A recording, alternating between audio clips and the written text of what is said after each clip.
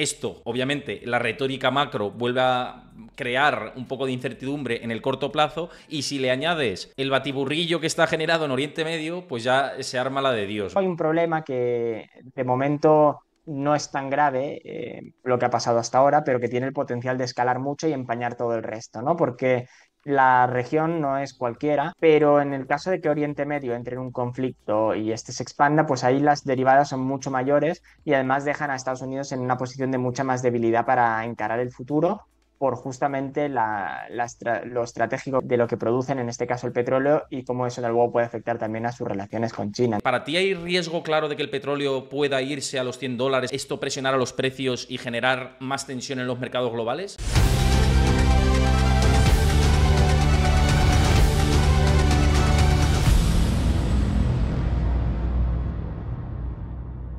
Antes de ver el vídeo al completo, recuerda darle a like, suscríbete a mi canal si te gusta este contenido y déjame tu comentario, que lo estoy esperando. Como decía, por primera vez por el canal, Albert Millán, que es el responsable de Financial Research de LWS, de nuestros amigos de los locos de Wall Street. Un placer tenerte por aquí y espero que sea la primera de muchas. Me han hablado mis queridos amigos de los locos muy bien de ti y si me hablan muy bien de ti, me fío 100%. Así que esta es tu casa, ya lo sabes. Un placer tenerte. Muchas gracias, Héctor. La verdad es que ya tenía ganas de venir porque soy seguidor tuyo del canal y gracias a Edgar en este caso, ¿no? Que nos ha podido poner en contacto y hemos podido encajar y como tú dices, esperemos que sea la primera de muchas y más con la actualidad como la tenemos, al rojo vivo, ¿no? Con mil cosas para comentar y con impacto en todo tipo de mercados y materias primas, que además es donde más tocamos nosotros, o sea que seguro que podemos hoy sacar algunas conclusiones. Claro que sí, perfecto. Y además, por poner en contexto, y ayer también lo decía en el análisis de las claves que hago habitualmente los lunes, pues estamos con tres frentes, digamos, en los mercados, que ahora los podemos disgregar contigo y a ver cómo lo ves tú y tu punto de vista, que siempre me interesa, ¿no? Por un lado, ayer se llegó a un nivel, a un umbral de ventas importante de los CTAs, ¿no? Y esto pues generó todavía un desplome mayor del esperado. La situación de Oriente Medio, en la que Israel dice que va a hacer un ataque inminente, Irán dice si hay ataque inminente, nosotros respondemos al segundo, y bueno, Estados Unidos y Occidente intentando mediar, haciendo que esto desescale lo máximo posible, pero iremos hasta qué punto. Y luego, pues bueno, también un mercado de bonos absolutamente desbocado, una situación en la que otra vez nos encaminamos el bono a 10 años al 5%, generación de tensión sobre las expectativas de inflación. Las expectativas de inflación a largo plazo han repuntado a niveles que no se veían desde el año pasado. Bueno, un batiburrillo de cosas importantes. ¿Cuál es tu punto de vista de todo esto? Pues sí, no sé por dónde prefieres que empecemos, por ir poniendo un poco de orden. Si quieres empezamos por esto último que has comentado, de los bonos que al final tienen influencia en todo el resto de Sí. mercados, ¿no? Los tipos pues nunca están aislados, digamos, o nunca funcionan por sí mismos, sino que tienen un efecto cascada no solo en la propia bolsa de valores y en los mercados de Estados Unidos, sino que además en este mercado global en el que estamos y en el que además tenemos economías que van a distintas velocidades y con distintos planes de política monetaria, pues la decisión de uno afecta al resto. El mercado parece descontar ya que todo el optimismo que había a principio de año, con todas las bajadas de tipo que se pronosticaban, que llegaron a ser seis, si recuerdas, pues eso ya ha quedado un poco en el aire, ahora ya se habla de dos, una o incluso hay quienes abogan por subidas, aunque yo no creo que sea necesario porque justamente la subida de los bonos ya te hace un poco el efecto de política monetaria restrictiva. Y por otra parte teníamos hoy aquí a Lagarde diciendo que ya van a bajar tipos, que si nada se tuerce, pues en este verano ya los veremos. Es verdad que la inflación pinta mucho mejor, pero esto de tener los dos principales bancos centrales o referencias en puntos distintos y sobre todo cuando el ECB acostumbraba a seguir a la Fed, pues sorprende un poco. No sé qué te ha parecido a ti las declaraciones. Puf, a mí las declaraciones de miembros de instituciones monetarias, y ya no solo instituciones monetarias, sino también hoy secretaria del Tesoro Janet Yellen, que sale a la palestra y habla de todo esto, y yo no sé si incendian o tranquilizan, ¿no? Entonces, a mí me mantiene un poco en vilo la situación. Con respecto a lo que dices del tema de los tipos de interés, que me ha llamado bastante la atención, es cierto, incluso Apollo Research decía, no va a haber bajada de tipos de interés este año, RBC reduce de 3 a 1, Bank of America incluso también, todas han reducido, ¿no?, las expectativas, y se hablaban de 6, y estoy contigo en que era un disparate esto, yo lo he dicho muchas veces, ¿no? Bueno, cada uno piensa lo que piensa, pero a mí me parecía pues un despropósito, no tenía ningún sentido si no venía una contracción de la economía como consecuencia, ¿no? de esa subida anterior de los tipos de interés. Dicho esto, dices, claro, con la subida de los bonos al 5% ya sí que entramos en fase restrictiva o en un mayor tensionamiento monetario, pero pese a eso, pese a que el bono se vaya al 5%, ¿crees que habrá bajadas o no bajadas de tipos de interés? ¿Tú crees que los mantendrán quietos si la inflación repunta? Porque todo apunta, y es una cuestión matemática, que si nos vamos a un ritmo del 0,3% intermensual de aquí a julio, estamos en un 4,5% de inflación casi, anualizada. Sí, yo en este caso sí que soy del team de bajadas, ¿no? Yo sí que apuesto por bajadas y por varios motivos. El primero, voy a acabar en el más relevante, pero por empezar por algunos, las propias subidas de tipos o los propios tipos restrictivos, mejor dicho, en el nivel en el que están ahora, están influyendo también en la inflación, ¿no? Al final, cuando tú tienes hipotecas, etcétera, firmándose en referencia o relacionados con este nivel de tipos, eso influye luego también en toda la categoría de shelter.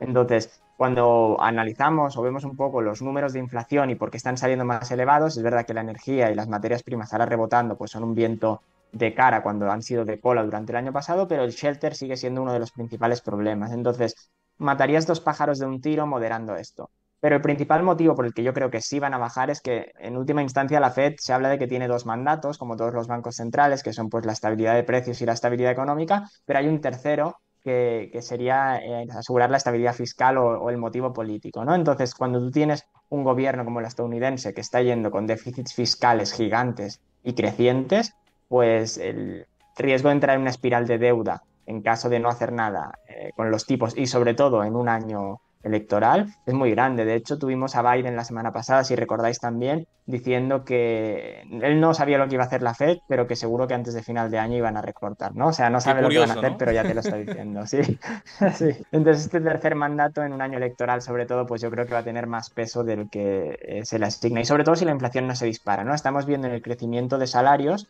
que no se está disparando, ¿no? Incluso va un poco en ralentización.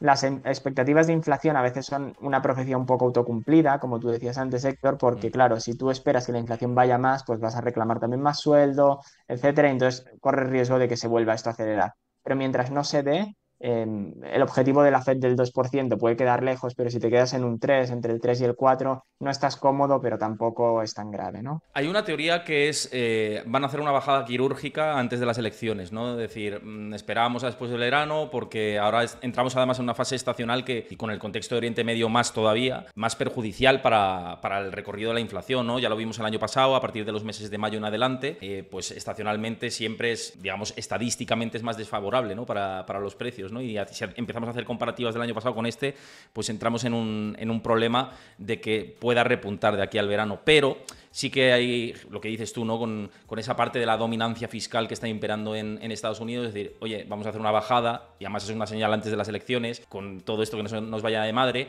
pero la cuestión es si esto... Y si imagínate que hacen la bajada teniendo una inflación, pongamos 3,8 en el 4, cercano al 4, ¿no? ¿No crees que a lo mejor se manda un mensaje, y esto es una hipótesis, pero se manda un mensaje al mercado de, bueno, ya empezamos el ciclo de bajadas y podamos entrar en problemas de espirales de segunda ronda, que a día de hoy, como dices, no lo tenemos, pero que si estamos en ese punto, no sé, a mí me genera dudas, ¿no? Es decir, oye, lanzo el mensaje de que bajo y a ver cómo se comporta el consumidor, ¿no? En pleno crecimiento económico. Hoy hemos tenido revisión de crecimiento del FMI, ¿no? Para Estados Unidos, para este año. En la Fed de Atlanta también estamos en un contexto de un 2,8% de crecimiento, ¿no? No lo sé, son dudas, ¿no? Que se me generan. No, totalmente, no es nada sencillo. Al final está, o sea, no me gustaría estar en los zapatos de Jerome Powell, ¿no? También estás en el punto en el que si tú dañas la credibilidad a largo plazo de la Fed, una vez la pierdes, ya luego es muy difícil de recuperar. Y muchas veces actúa más como disuasor que no como actor, ¿no? ¿Y qué me refiero con esto? Pues algunas de las causas de la inflación, de hecho podríamos decir casi todas, ¿no? Los problemas de oferta en materias primas, los problemas en cadenas de suministro, y hablo de la ola de 2022, la Fed no tiene herramientas adecuadas para combatirlas, ¿no? Ellos sí que pueden afectar a la pata de la demanda, pero creo que lo dijo elocuentemente uno de los gobernadores de la Fed, que ellos no pueden imprimir petróleo. Entonces, Ya solo les faltaba. tú, sí, dice, cuando tú tienes un martillo solo ves clavos, ¿no? Que acostumbran a decir. pues la herramienta que la Fed ha utilizado, que son los tipos, yo no sé si es la más adecuada para luchar, desde luego no en 2022, y ahora, si los tienes por un efecto base en la energía, ¿no? Que el año pasado estaba más baja que ahora, o sea, no puedes hacer nada, y luego tú estás afectando con los propios tipos a la parte de shelter, que sí que es la que más podrías controlar, no es tan sencillo. Totalmente, no, si es que es verdad que es un puzzle complicado y nosotros desde aquí pues lo podemos ver más fácil y analizarlo. Y es cierto, ¿no? Que el papel de un banco central es difícil. Aún así, claro, por ejemplo, y yo creo que es un error de política monetaria en su momento Powell lanzar un mensaje super dovish a principios de año, ¿no? Y esto es lo que se le ha ido de madre y lo que ha provocado el rally en el mercado, el rally más fuerte me refiero, ¿no? Desde octubre del 2022 llevamos en tendencia alcista, pero la verticalidad viene más de oye, esto se acabó, ¿no? Y ya empezamos a pensar en bajar tipos este año. No sé, yo creo que los mensajes es difícil darlos, pero es cierto que tienen mucha responsabilidad para con el consumidor y para las expectativas y manejar, sobre todo, yo creo que, por cerrar el tema de los bonos, ellos controlan mucho mejor el tramo corto de la curva. Los bonos de corto plazo son control absoluto de la Fed, pero los de largo no. Y los de largo, a saber qué pasa ahí, ¿no? Los tramos últimos de la curva, los bonos a 30 años, etcétera, pues va a ser muy difícil, ¿no? Anclar esas expectativas por debajo. Sí, totalmente. Hoy, de hecho, se da la casualidad, luego va a salir a hablar, ¿no, Powell? Y tenemos Sí. un poco, ha asumido un papel que yo creo que no es el que le toca a un gobernador de Banco Central, que parece que es un poco director de orquesta en los mercados. Se siguen las ruedas de prensa posteriores a los FOM, etcétera, como si fuesen un show o mueven los mercados a golpe de titular con los algoritmos, etcétera. Entonces, que hoy tenga que salir a hablar, digamos, para también calmar un poco, que hemos caído nada, un 4 o 5%, y por unas razones bastante fundamentadas que ahora comentaremos, y Sí. ya está el índice de Grit and Fear en Fear, ¿no? Entonces nos hemos acostumbrado también a un tipo de mercados y en el que tiene que salir a apagar fuegos a la mínima, que yo creo que tampoco es sano. O sea que vamos a ver cómo avanza. Vamos a ver qué nos dice Powell, sí, pero efectivamente hemos pasado de extrema euforia a de repente miedo, ¿no? Ha sido loco, en cuestión de nada, de pocos De un cinco días, por ciento casi sí. segundos. Exactamente, sí, sí, de un 5% de caída. Pero fíjate, esto viene motivado, que es lo que decías, ahora iremos a todo esto, sobre todo, no es que vengan motivados solo por eso, pero ha sido como más leña al fuego, porque tenemos el dato de ventas minoristas en Estados Unidos ayer, que se calienta más de lo que se pensaba, ¿no? 0,4% previsto y fue 0,7% mensual del último mes, y esto al final, claro, son expectativas de que el consumidor está tirando de gasto y eso pues puede calentar los precios de nuevo y bueno, pues generar dudas con la inflación. Esto obviamente la retórica macro vuelve a crear un poco de incertidumbre en el corto plazo y si le añades el batiburrillo que está generado en Oriente Medio, pues ya se arma la de Dios, ¿no? Que parece que es lo que ha ocurrido. ¿Cómo ves el encaje de estos dos factores ahora mismo en los mercados y si puede haber más peso del lado a la baja ahora mismo en el corto plazo que del lado al alza o incluso, como yo decía ayer también, cuidado que no hay nada claro y a lo mejor se generan oportunidades teniendo en cuenta que la tendencia secular sigue siendo alcista? No sé cómo lo ves tú. Sí, han conseguido orquestar, que esto yo la verdad tengo que reconocer que me equivoqué, ¿no? Yo pensaba que sí que íbamos hacia una recesión o un cierto hard landing, y estamos viendo que la economía de Estados Unidos, por mucho que haya ciertas, son un poco los datos mixtos, ¿no? Cuando tú ves, por ejemplo, el empleo, pues ves que hay más temporalidad, en qué sectores se añaden, en cuáles no, que el consumo se hace no a costa de ahorro, ¿no? Sino también tira mucho más el crédito, que están aumentando algunas delincuencias, pero aún así la imagen general yo creo que es bastante positiva, más positiva desde luego de lo que muchos esperaban. Y como dices, pues eso ayuda a echar más leña al fuego a las expectativas de que los tipos tengan que seguir siendo restrictivos, aunque el objetivo último de la Fed no es provocar una recesión, ¿no? Que a veces parece que cuando sale algo bueno, pues haya que pensar que ellos ya quieren hundirlo o deben hundirlo, no es así. Y luego hay un problema que de momento no es tan grave, lo que ha pasado hasta ahora, pero que tiene el potencial de escalar mucho y empañar todo el resto, ¿no? Porque la región no es cualquiera, por mucho que Rusia y Ucrania puede ser importante estratégicamente, ¿no? O desde un punto de vista de narrativa, de bloques, etcétera, pero en el caso de que Oriente Medio entre en un conflicto y este se expanda, pues ahí las derivadas son mucho mayores y además dejan a Estados Unidos en una posición de mucha más debilidad para encarar el futuro. por justamente lo estratégico que es, ¿no? No sé si existe la palabra estrategicidad, pero bueno, de lo que producen, en este caso el petróleo, y cómo eso luego puede afectar también a sus relaciones con China. Entonces yo creo que tiene más peso esta segunda pata si no se consigue encauzar. Es que recordemos que por el estrecho de Hormuz pasa, creo que es un tercio del comercio de petróleo mundial. No es ninguna tontería y el estrecho de Hormuz, parte de él lo controla Irán. Entonces, solo por poner en contexto esa única pieza, ¿no? Y aquí yo creo que el mayor riesgo, siguiendo con este conflicto que estamos como todos en vilo, y ya no solo por cuestiones económicas, sino por cuestiones humanitarias, ¿no? Seguramente también. Pero, claro, para ti hay riesgo claro de que el petróleo pueda irse a los $100. Además, estamos viendo una tendencia muy fuerte al alza desde hace meses atrás, ¿no? Y si vas al surtidor, yo cada vez que voy me echo más las manos a la cabeza, ¿no? El otro día dije, joder, pero ¿ha subido tanto ya en tan poco? Pues sí, ha subido tanto, ¿no? Los combustibles, derivado de esta subida también del petróleo. Pero volviendo, ¿para ti puede irse a $100 esto, presionar a los precios y generar más tensión en los mercados globales? ¿Hay mucho riesgo para ti con este contexto? De forma natural, no. Y de forma puntual o coyuntural puede ser que sí, y ahora me explico, ¿no? De forma estructural hablaríamos de las propias fuerzas de balance de mercado naturales, la oferta, la demanda, etcétera. Entonces, ha sorprendido al alza en este primer trimestre, las previsiones eran para un superávit más o menos significativo según la fuente que vieses, y solo la OPEC, que obviamente es parte interesada, no hay que tomarla pues como lo que es, anunciaba o pronosticaba que hubiese déficits en el mercado. Finalmente se han dado, esto lo podemos ver simplemente pues, siguiendo los inventarios globales y los indicadores físicos que tenemos. Los time spread, por ejemplo, para el que no lo siga tan de cerca, al final lo que indican es la curva de futuros, ¿no? Lo que hacen es prestar el precio del petróleo a un mes de entrega versus a 2 meses. Lo normal sería que el de 2 meses esté más alto que el de un mes. ¿Por qué? Porque tú tienes que almacenar ese petróleo, ¿no? Tiene un coste de almacenaje y luego el valor temporal del dinero. Cuando no pasa eso, como ahora, cuando está más caro la entrega inmediata que la futura, lo que te está diciendo es que hay una escasez en el mercado o cierta tensión y que por lo tanto el mercado te manda la señal del precio de oye, entrégamelo ya. Eso ha ido subiendo, escalando, es positivo y creciente y los márgenes de refino también. Esto es muy importante, son los dos indicadores que alguien que quiera ver cómo está el mercado físico debería fijarse porque te dice cuál es la demanda subyacente pues, de gasolina, diésel, etcétera, que al final es lo que consumimos.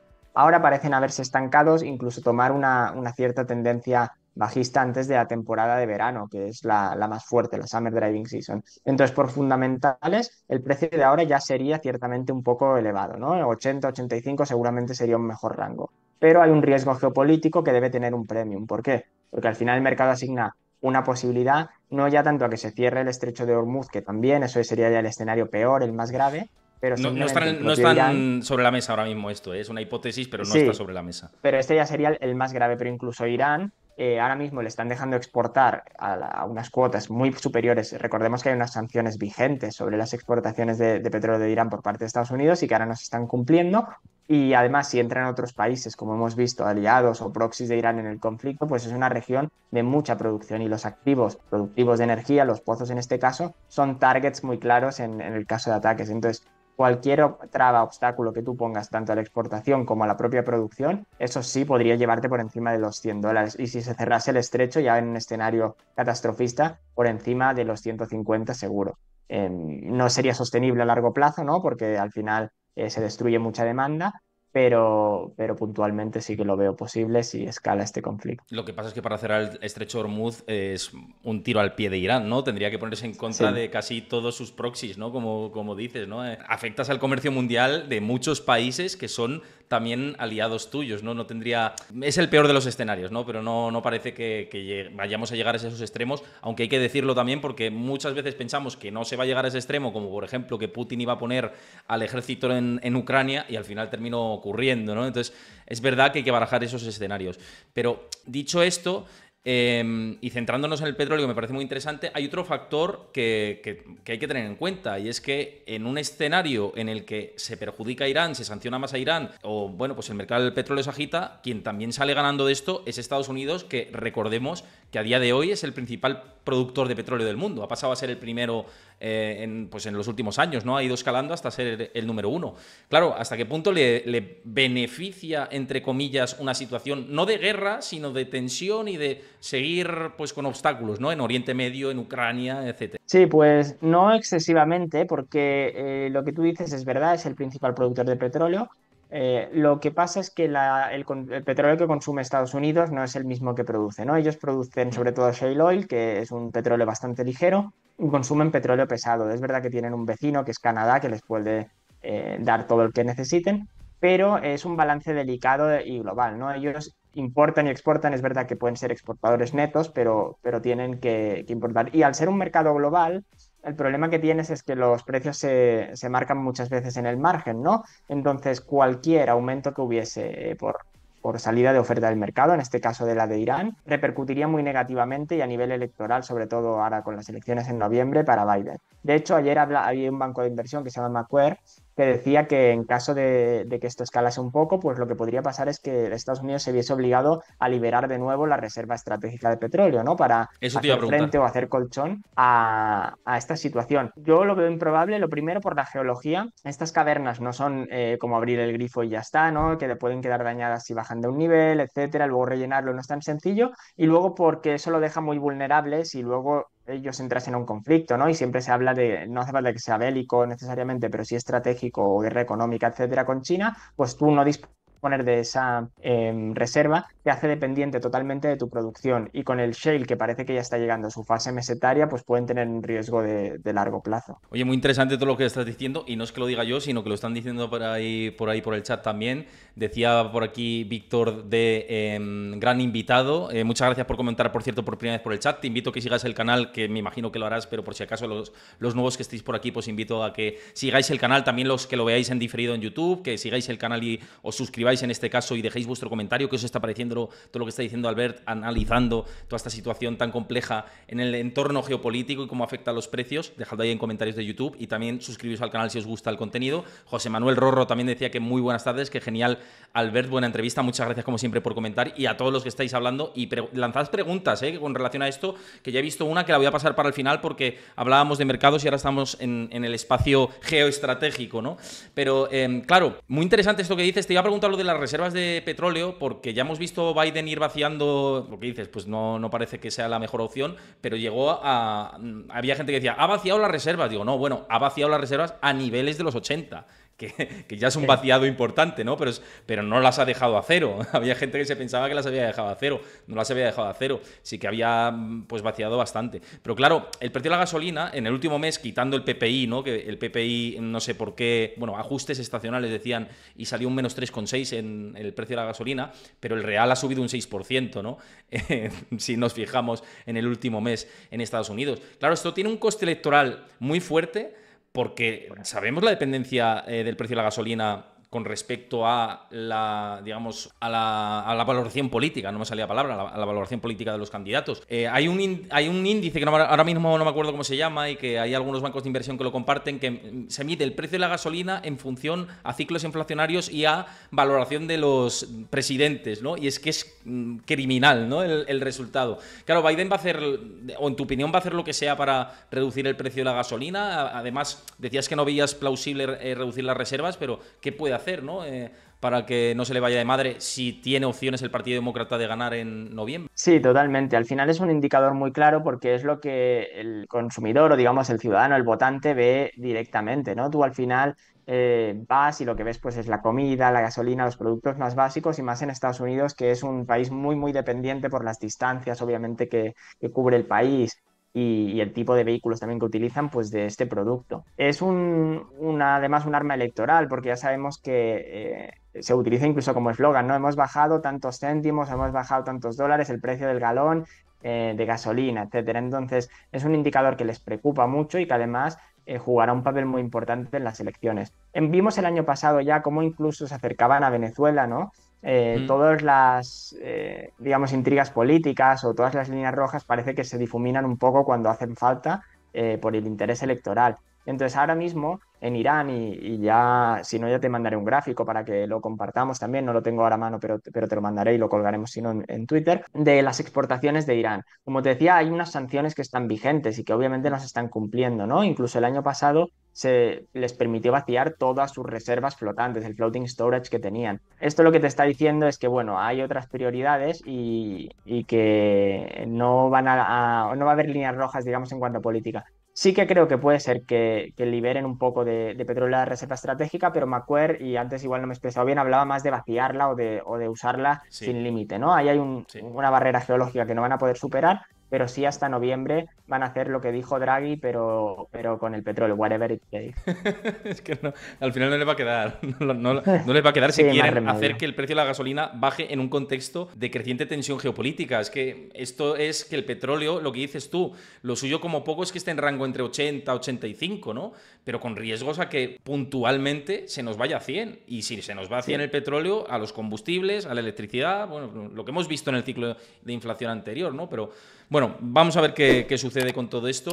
Y Aquí desde van a luego tener una que segunda ayuda, sí, solo por terminar este tema, van a tener sí, sí, una sí, sí. ayuda, yo creo, tal vez inesperada para ellos, aunque ya sabéis que los lazos entre Arabia Saudí y Estados Unidos pues son profundos, ¿no? El Oil for Arms, que llevan ya bastantes años utilizando como mecanismo de cooperación, y es que ahora mismo hay unos volúmenes que la OPEC tiene secuestrados voluntariamente. Para Ujú. balancear el mercado, ellos se hacen unos recortes de producción que en titular son casi 2 millones de barriles, pero la realidad es que es uno y poco, porque solo Arabia Saudí lo está cumpliendo. Esto ya le va bien a todo el mundo. Esto le da el control a Arabia Saudí porque si tú eres el único que está haciendo el recorte, tú eres el que decide cuándo se deshacen.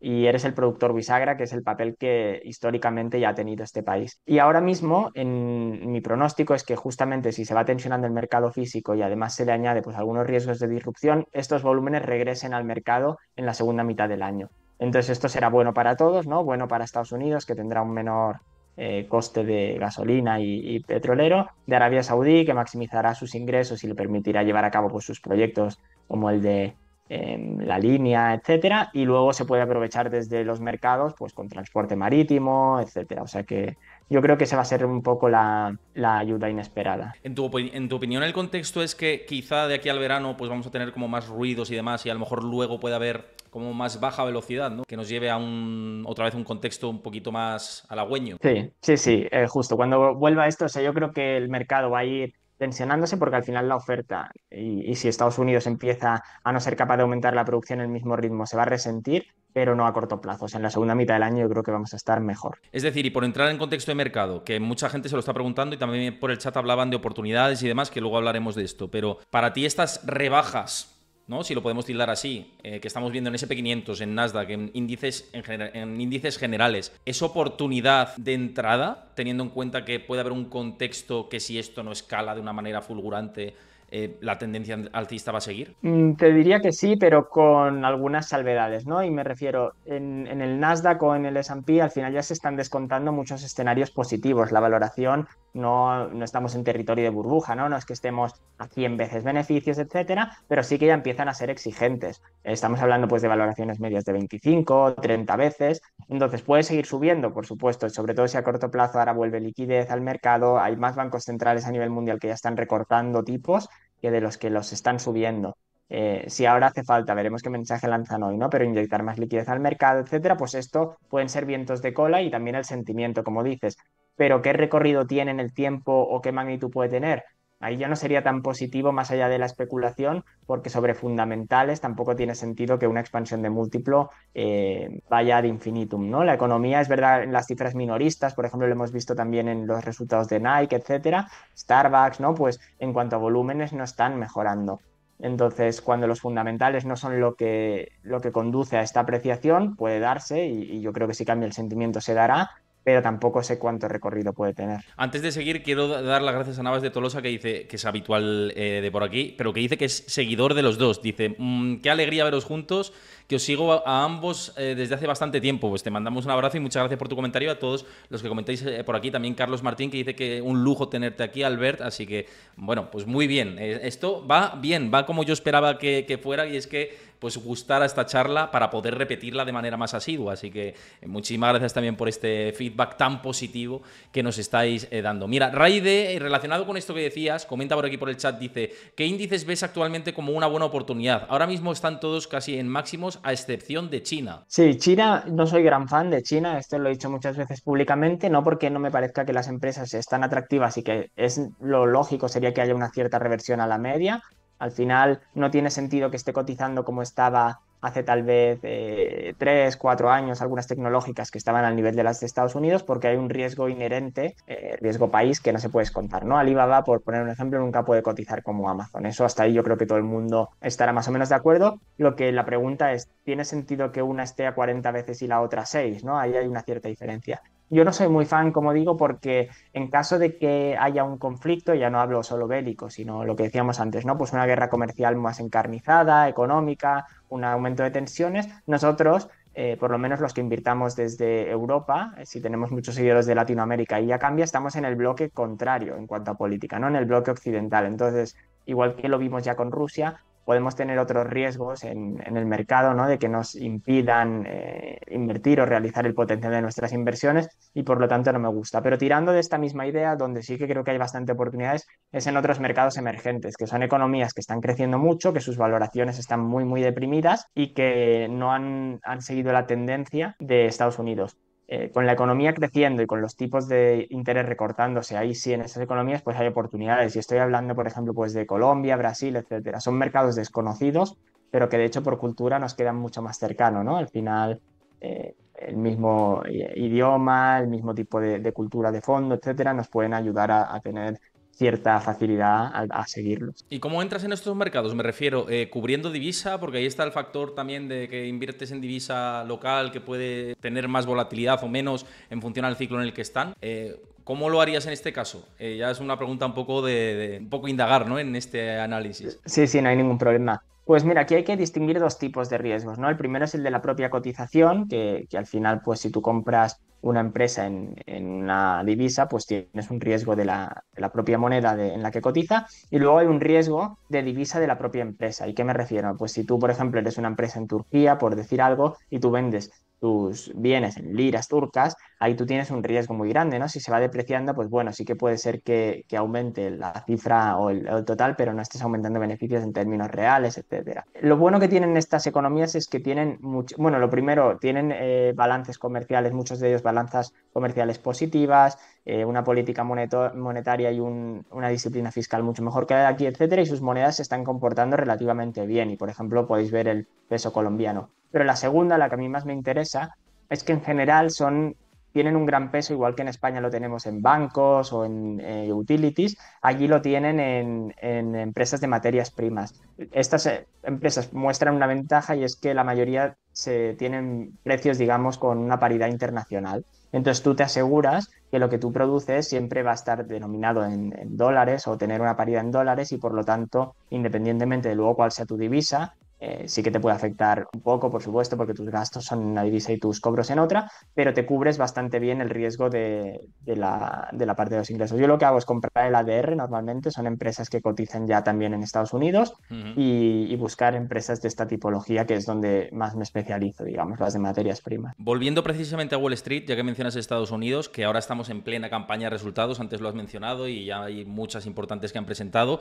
¿Qué te están pareciendo hasta ahora los resultados? El otro día vimos JP Morgan cayendo, hoy vemos a Bank of America también descendiendo, llegando a descender más de un 5%, no sé ahora mismo en tiempo real cuánto está, pero sí que pues, vemos que hemos tenido un recorrido tan fuerte, unos resultados tan buenos que lo que decías por las valoraciones, ¿no? Que a la mínima que hay algo dentro del guidance o dentro del balance que no, de la presentación del balance que no cuadre, pues el inversor se lo toma de manera negativa, ¿no?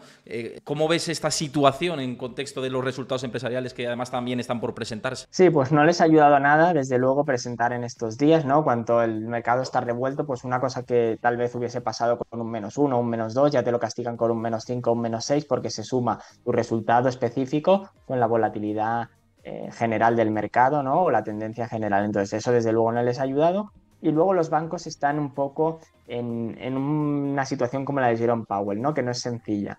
Primero se especulaba, las subidas de tipos en primera instancia son positivas para los bancos, ¿no? Y hemos visto un re-rating o una apreciación importante durante el año pasado porque su margen de intereses se ha agrandado enormemente. Luego hay una segunda derivada que es, oye, en última instancia, si esto se mantiene durante mucho tiempo, se va a traducir en una mayor mora y mayores pérdidas, entonces cuidado, no te pases, ¿no? Esta parece que ahora mismo ya no es la que preocupa al mercado, porque estamos viendo que la economía sigue tirando fuerte, pero ahora la que preocupa es un poco entre el balance y el guidance. ¿Y qué me refiero?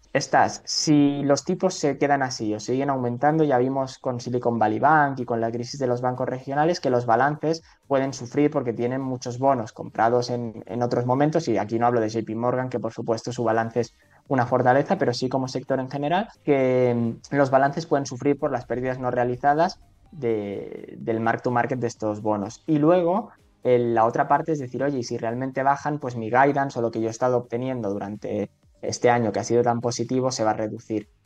Yo las principales preocupaciones que he visto, derivadas de las preguntas de los analistas y de los comentaristas o etcétera, vienen en estos dos sentidos. No sé qué te parece a ti o si aprecias también alguna otra tendencia. No, yo pienso como tú, ¿no? Que más o menos está un poco en ese sentido y que hemos alcanzado tal nivel de complacencia que a poco que se te rompa por un pequeño factor, lo que decía antes, ¿no?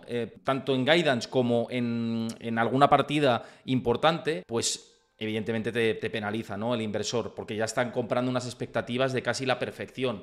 Te pongo el ejemplo. Nvidia mañana, bueno, mañana no presenta, ¿no? Pero lo digo porque estamos en el ciclo de presentación de resultados. Pero Nvidia presenta unas cuentas en la que haya, yo qué sé, el data center de no sé qué, no sé cuántos, no tenemos estas expectativas, es que se mete un castañazo. Es que, claro, estamos comprando unas expectativas tan a futuro de perfección absoluta y casi actividades monopolísticas, por ejemplo, en el caso de Nvidia, que de repente se te cae todo, ¿no? El castillo de naipes. Precisamente ahora que sacó Nvidia, no sé si tú coincides un poco en que hablabas de valoraciones exigentes, si a ti te parece que ahí hay exigencia o no, porque hay gente que defiende la escalabilidad de Nvidia y que, bueno, que todo esto es interminable y que no tiene ningún problema en el camino. Sí, yo la verdad es que creo que sí que tienen un viento de cola secular, ¿no? Digamos, o sea, como el Internet fue hace 30 años, ¿no? Y estas expectativas están fundadas, o sea, no son una fantasía. La inteligencia artificial lo más probable, o al menos hasta donde yo entiendo, es que vaya ganando cuota en muchos sectores, ¿no? Y tenga afectaciones también en muchas otras ramas. Y ahora mismo, pues Nvidia es el pico y las palas, que se dice como con la fiebre del oro de esta nueva tecnología. Entonces está en una posición privilegiada y de momento la valoración ha sido acompañada por unos fundamentales. Es decir, si alguien mira pues el gráfico de evolución del free cash flow por share o de los beneficios por acción, etcétera, de Nvidia, verá que se acompasan muy bien con la apreciación de la acción. Otra cosa, y aquí sí que coincido contigo, es que la valoración sí es exigente porque, claro, al final cuando tú estás comprando una empresa 30 veces, y hay que tener en cuenta que incluso las limitaciones de capacidad de producción ya hacen que el crecimiento que hemos tenido este último año no se vaya a poder repetir en el siguiente, ¿no? El guidance ya lo recoge que no se va a tener el mismo crecimiento. Entonces, cuando tú compras una empresa valorada a 30 veces, lo que estás apostando implícitamente es que durante los 30 siguientes años ese beneficio o ese posición competitiva no se va a deteriorar significativamente, ¿no? Porque si no, tú sí que podrías tener una pérdida de capital permanente. Entonces yo ahí me veo incapaz y creo que muy poca gente en el mundo es capaz de realmente tener una visión del sector de inteligencia artificial a 30 años, ¿no? Si no eres un insider, si no eres Murati, ¿no? La CTO de OpenAI, etcétera, o estás realmente metido, las cosas que nos llegan a nosotros no son las que ellos están desarrollando. Igual que ahora las tarjetas gráficas parece que están muy bien diseñadas y sobre todo el software, cómo se integra con el hardware de NVIDIA para ejecutar estas funciones, tal vez en el futuro no lo sean, yo no lo puedo saber. Entonces, cuando tú estás comprando una valoración tan exigente, es lo que tú dices, cualquier desviación va a suponer una fuerte caída. Puede ser que acabes teniendo razón, no me meto y no me parece que ahora esté en burbuja, ya te digo que creo que los fundamentales han acompañado hasta ahora. Lo que pasa es que la visibilidad a futuro, yo creo que la gente está asumiendo más riesgo, digamos, del que es consciente. Es interesante este análisis, que además está bien, ¿no? Que aportemos visiones incluso en algunos aspectos diferentes, ¿no? También para enriquecer la conversación y la charla, ¿no? Que estamos teniendo. Yo creo que, fíjate, la red flag claramente de Nvidia, además de que pueden salirle competidores durante todo este camino, pues ya estamos viendo que Microsoft, que Google, que, bueno, pues empresas dentro del sector tecnológico van a hacer su clara apuesta por sus propios chips, ¿no? Entonces vamos a ver eso cómo termina conjugándose y trasladándose al escenario, pero eso son hipótesis a futuro que ahora mismo no podemos monitorear monitorear, ¿no? Y tampoco es comparable del todo a lo que ha surgido con Tesla y competidores chinos, ¿no? Que hemos visto que ya se han comido parte de la tostada del mercado con los vehículos eléctricos. Aunque hay puntos en los que sí que podemos entrar a... esto pasaría también en inteligencia artificial si seguimos este camino. Pero a lo que iba, yo creo que la red flag principal está en los márgenes. No es un problema de que sea una mala empresa, que estoy contigo, y que esté cotizando unos múltiplos altos, que también está cotizando unos múltiplos altos, en parte lo ha ido respaldando y estoy completamente de acuerdo, sino de ¿va a poder mantener esos márgenes tan elevados a futuro? Y hay gente que compara Nvidia con Cisco. Tampoco creo que sea comparable Nvidia con Cisco del año 2000, por muchas cuestiones que alargaríamos la charla, ¿no? Pero sí que es verdad que mantener esos niveles de crecimiento de márgenes de cara a los próximos 10 años, no te digo el que viene o el siguiente, me parece un poco complicado. Y complicado quiere decir ajuste a futuro, si nada cambia, ¿no? Entonces, a mí esa es la principal bandera roja que veo en Nvidia, ¿eh? No de que dices es completamente cierto, ¿no? Pero yo creo que los márgenes, ahí es donde yo creo que podría estar el foco. Sí, estoy de acuerdo. Como yo creo que estamos en línea, ¿no? En general con todo esto. Sí. Pero mira, otro tema que quería tocar, que además te he visto en charlas con nuestros amigos de los locos de Wall Street en los Sanedrines y demás, en los debates y en los vídeos de YouTube que hacéis, de que ahora pues parece que ha quedado un poquito más escondido el debate de recorrido de Bitcoin, hacia dónde nos vamos, la correlación de Bitcoin con el activo de riesgo, ¿no? Precios objetivos que podemos tener. ¿Cuál es tu visión en general para Bitcoin? Porque creo que te mojaste hace no mucho sobre el potencial que podía tener para este año y para el próximo, ¿no? Entonces quería un poco que trasladaras un poco el análisis y ver por qué fundamentas esa tesis, ¿no? Me interesa mucho de cara a la audiencia. Sí, mira, yo la verdad soy muy alcista, independientemente de mi visión particular sobre la filosofía que hay detrás, ¿no? Que ya lo digo abiertamente que me gusta, el hecho de pues la soberanía monetaria, un poco luchar contra un sistema que yo creo que es perverso, que es el del dinero débil y que no permite un crecimiento a largo plazo saludable, ¿no? Pero bueno, más allá de eso y centrándonos únicamente en un punto de vista de mercados, yo soy muy alcista por una cuestión macro, ¿no? Por una cuestión de flujos de efectivo. ¿Y qué me refiero? Al final, hay dos factores que para mí van a hacer que el precio siempre vaya, bueno, tres factores que van a hacer que vaya muy para arriba. El primero, que es el más obvio, nos lo quitamos de encima, y es que tú lo estás denominando en una divisa que por tendencia se va a ir devaluando, ¿no? El dólar, si alguien ve pues que compraba un dólar hace 100 años y que compra ahora, verá que ha perdido gran parte de su valor adquisitivo. Entonces, si tú denominas un bien escaso, en este caso como es el Bitcoin, suponiendo que no haya ninguna disrupción tecnológica o un ataque de seguridad que lo comprometa, si sigue existiendo, me refiero, pues la tendencia natural va a ser a subir porque la moneda en la que tú le estás poniendo el precio se va a devaluar. Ese nos lo quitamos de encima. Hay un segundo que es un poco de teoría de juegos, y es que en algún momento los estados o los países van a verse animados, digamos, a adoptarlo, por lo menos en medida como ha hecho El Salvador. ¿Y por qué? Porque al final es asimetría pura. Si tú no lo adoptas y finalmente esto se convierte en un cierto estándar o por lo menos en una parte más de las reservas, ¿no? No quiere decir que desplace al oro, no quiere decir que el oro desaparezca, sino que sea un complemento, pero sí que desplace parte del papel que ahora mismo están cumpliendo los treasuries americanos. Entonces, si tú te has quedado fuera, pues estás en una desventaja competitiva respecto al resto. Entonces, simplemente por asimetría y teoría de juegos te compensa siempre poner cierta asignación. Y esto es nueva oferta que se secuestra y una potencial demanda, digamos, bastante significativa. Y la tercera, y por la que yo creo que a corto plazo lo va a hacer bien, ¿no? Porque estas son tendencias más de largo plazo, es que al final tú has añadido una fuente que hasta ahora no existía, que es una demanda imparable que choca contra una oferta totalmente inelástica. Los ETFs para mí cambian el juego porque es una cantidad de demanda que ahora mismo no existía en el mercado o no tenía acceso de forma sencilla, y aún no hemos visto nada porque no han podido entrar los Registered Independent Advisors, ¿no? Que empiezan a entrar ahora, pero veremos unos fuertes flujos de caja que intentan entrar y cuya señal única al mercado puede ser un aumento del precio, pero el mercado no puede responder a ese precio de ninguna forma. En materias primas, cuando los precios suben, aparece nueva oferta, ¿no? Porque hay proyectos mucho más marginales que ahora sí que son muy atractivos económicamente que entran al mercado. En el caso del Bitcoin, por mucho que suba el precio, no se puede producir más que un bloque cada 10 minutos, las recompensas del cual se reducen a la mitad cada 4 años, ¿no? Ahora tenemos el halving y además no, o sea, es un bien finito, entonces chocas contra una oferta inelástica en cantidad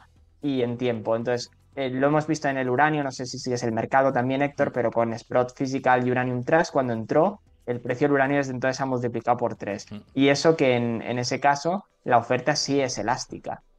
Puede ser más o menos difícil de atraer, pero es elástica. En el caso del Bitcoin no es así. Entonces, para mí, estos factores van a hacer que a corto plazo lo haga muy bien y a largo plazo los otros harán que lo haga mejor todavía. Mira, Gestión Futura dice, y si mañana se crea Bitcoin 2, el código es libre. Y John Gass también dice que Bitcoin es replicable, mejorable y sustituible. Solo lo hace excepcional su efecto red. Bueno, son reflexiones y preguntas interesantes, pero es verdad Y es verdad. que eso está ahí. Siempre ha estado ahí. Sí, pero pasa, o sea, ya hay otras criptomonedas y si alguien se ha metido que tienen mucha mejor tecnología. O sea, Bitcoin, de hecho, parte por diseño y parte por el propio paso del tiempo, no es la mejor ni de muy lejos, ¿no? Ni escalable de la misma forma. Podemos hacer parches como lo de Lightning, etcétera, pero no es la mejor tecnología, ¿no? Pero yo le plantearía también la misma reflexión y ahora diré por qué creo que no aplica a Bitcoin, ¿eh? Pero ¿por qué el oro es la reserva y no lo es, no sé, el platino, ¿no? Que también es un material escaso, etcétera, porque ya no hablamos de la plata, que incluso con el ratio, ¿no? de 7-1, pues debería ser equivalente, pero no. Al final es una convención que haya sido el oro, ¿no? Tiene unas propiedades muy deseables, pero hay otros metales que también la tienen y la historia o el efecto probado es lo que lo hace. En el caso de Bitcoin, y si alguien se empieza a meter, pues verá que lo hace valioso, además de ser escaso, transferible, etcétera, es que ya tiene todo este historial detrás de él, ¿no? Con el proof of work, toda la energía invertida, que hace que sea muy difícil ahora cambiar lo que ya se ha hecho y recibir un ataque. Y después una segunda ventaja que es muy difícil de replicar ahora, que es verdaderamente descentralizado, porque Satoshi Nakamoto, el creador de Bitcoin, hizo un sacrificio para mí muy grande, ¿no? Tal vez ha hecho la mayor contribución monetaria en los últimos 100 años, cada uno puede poner aquí el tiempo que quiera, y sin embargo no ha reclamado nada de la fama o nada de la atención, ha renunciado también a una riqueza bestial, recordemos que tiene 1 millón de bitcoins, no algo más, y no los ha movido justamente para asegurar que funcione su tecnología o su idea. En el caso de que alguien propusiese una nueva tecnología, pues sería un poco como un banco central detrás, ¿no? Aunque esa persona realmente luego cediese el control, ya tienes una influencia mayor, etcétera. Entonces, que sea un activo verdaderamente descentralizado y sobre todo la historia y toda la energía que se ha invertido ya en el Proof of Work es lo que hacen que no solo lo que valga no es el código, digamos. Luego está el debate, que además vengo de este fin de semana a estar en un evento y además con mucho bitcoiner y mucho defensor cripto en general, pero incluso de meme coins y tal, que bueno, había cada perfil ahí que... había gente muy seria, ¿no? Pero perfiles también no tan serios, ¿no? Y está el debate que me parece muy interesante de que al final Bitcoin está ligado o está, digamos, relacionado con la moneda fiat. El Bitcoin cotiza en dólares. Un Bitcoin de momento no es un Bitcoin. Hay gente que dice, sí, un Bitcoin es un Bitcoin, ya, pero se tiene que medir con algo, ¿no? Y el día que se deje de medir con algo y el día que aparezcan las CBDCs, vamos a ver qué efecto tiene real el Bitcoin como depósito de valor a futuro. Pero de momento es cierto que lo mides con algo, ¿no? No sé qué te parece a ti este debate, porque me parece, hablando con mucha gente en este evento que tuve, a mí me pareció como interesante, ¿no? De decir, oye, pues sí, es verdad que la referencia clara sigue siendo el dólar al final, el fiat, ¿no? Que el fiat se va devaluando con el tiempo, pero lo tienes que medir con fiat, no te queda otra. Sí, y sobre todo además el objetivo no es que lo desplace en última instancia, ¿no? Porque tiene una utilidad el fiat para el día a día que el Bitcoin no es escalable o no la puede cumplir. Puede ser el dólar u otra cripto que sea rápida, eso ahí no entro, ¿no? Pero es verdad que de momento todavía está en la concepción y nosotros, o si alguien invierte en cripto, pues puede tener una filosofía por detrás y un convencimiento, pero en última instancia lo que quiere es aumentar también su riqueza y transformarlo eventualmente a fiat y poder eso, gastarlo, etcétera. Aún no ha cambiado el chip, como dices, y no pasará, o yo no creo que pase hasta que justamente alguien le otorgue el papel que los maximalistas le confieren ya. En el momento en que un Estado, por ejemplo, lo adopte o esto sea reserva, igual que el patrón oro, ¿no? Pues sirva de reserva o pueda ignorarse fácilmente para otro tipo de gastos, etcétera. Es decir, en el momento en el que cumpla una función monetaria mucho más clara, pero no en cuanto a pagos, sino en cuanto a referencia, en ese momento cambiaremos el chip y sobre todo cuando vaya pasando también más generaciones que ya son nativas de esta tecnología, ¿no? Pero la historia que tiene todavía es muy, muy poca. O sea, es un activo muy, muy reciente y aún no está en ese punto. Yo estoy de acuerdo contigo. Mira, mi buen amigo John Economist, que me lo recuerda aquí Chris por el chat, hizo una reflexión en este evento que me pareció muy interesante. Dice, si se aprueban las CBDCs y se impide la conversión a Bitcoin con la aprobación de las CBDCs, ¿cómo podría afectar al activo? Esa es una gran pregunta. Sí, totalmente, porque al final te están poniendo una traba más para tú poder llevar a cabo. Ya lo estamos viendo ahora desde aquí, cuando con los KYCs, algunas limitaciones incluso desde bancos para hacer transferencia a exchanges y operar con ellos. Yo no creo que esto lo mate, ni mucho menos. De hecho, refuerza más su caso, ¿no? De fondo, porque al final las CBDCs ya sabemos que todo lo que sea aumentar tu control, pues es justamente contra lo que quiere luchar Bitcoin, pero estaría en una posición complicada justamente si todo tendría que ser peer-to-peer. Y ahí veríamos realmente si es suficientemente maduro como para prosperar en ese entorno. Yo la verdad creo que eso validaría totalmente su caso de uso y haría que se disparase su valor real, pero no me gustaría tener mi riqueza toda en Bitcoin y que pasase eso. Desde luego. Hay gente que aboga, ¿eh? Todo Bitcoin y convierto mis criptomemes en Bitcoin después y diversifico mucho. Y digo, hombre, diversificas entre criptomonedas. Eso no es diversificar. Eso es apostar a un mismo sector, ¿no? Hay gente que de verdad que yo no sé. Pero bueno, que viven en la luna o yo a lo mejor soy el que vivo en la luna, ¿eh? También puede ser el caso, ¿no? Ese que no estoy adaptado. Pero es verdad que no sé. A mí me cuesta pensar una diversificación de inversiones solo en cripto. No sé. Llámame loco. Pero bueno. En fin, Albert, que ya vamos llegando al final del programa, 7 de la tarde, ya llevamos más de una horita.